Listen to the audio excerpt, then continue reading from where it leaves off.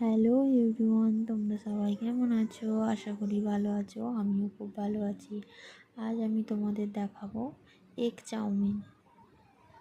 তো প্রথমেই আমি তেল গরম করে নিয়েছি। তেলের মধ্যে 3টে ডিম দিয়ে, ডিমের মধ্যে সামান্য একটু পরিমাণ লবণ দিয়েছি। লবণ দিয়ে ডিমের ঝুড়ো করে নিলাম। ঝুড়ো করে তুলে রেখেছি। ওই তেলের মধ্যেই আমি আলু, গাজর, ডিম কড়াই কুচি দিয়ে একটু নেড়ে নেওয়ার পরে সামান্য পরিমাণ লবণ দিয়েছি। লবণ দিয়ে ভেজে তুলে রেখেছি। ওই তেলের মধ্যেই আমি কুচনো, ছোটো ছোটো করে কুচনো রসুন কুচি দিলাম। রসুনের গন্ধটা বেরোতে তারপরে আমি পেঁয়াজ কুচি দিলাম। পেঁয়াজটাকে দিয়ে আমি একটু ভালো করে ভেজে নেব। পেঁয়াজটা ভেজে নেওয়ার পরে আমি একটু কাঁচা লঙ্কা কুচি দিলাম। যে যেরকম পরিমাণ ঝাল খেতে পছন্দ করবে সে সেরকম পরিমাণ ঝালটা দিও। আমি এখানে একটি ম্যাগি মশলার প্যাকেটের মধ্যে হাফ ইউজ করেছি, পরে হাফ ইউজ করব। গোলমরিচ গুঁড়ো দিলাম, এটা 1.5 চামচ সোয়া সস দিলাম। দিয়ে ভালো করে নাড়িয়ে নেব। দিয়ে আগে থেকে যে আমি সবজিটা ভেজে রেখেছিলাম, সবজিটা এর ওপরে দিয়ে দেবো। এর মধ্যে আছে ডিম কড়াই, আলু, গাজর, এটা দিয়ে দিলাম।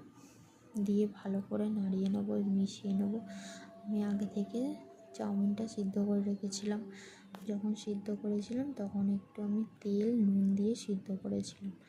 ওপর দিয়ে আমি চিনি দিলাম, 1.5 চামচ মতন সোয়া সস দিচ্ছি,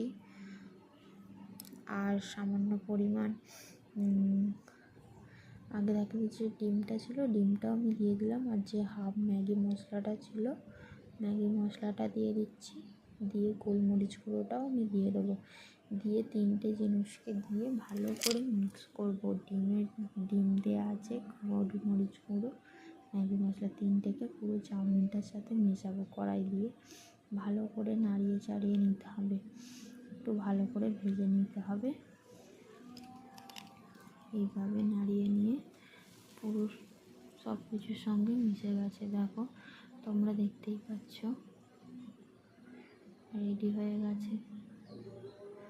খুবই সুন্দর খেতে হয়েছিল এই এগ চাউমিন, দারুণ টেস্টি হয়েছিল। তোমরা একবার এইভাবে বানিয়ে দেখো, খুবই সুন্দর লাগবে খেতে।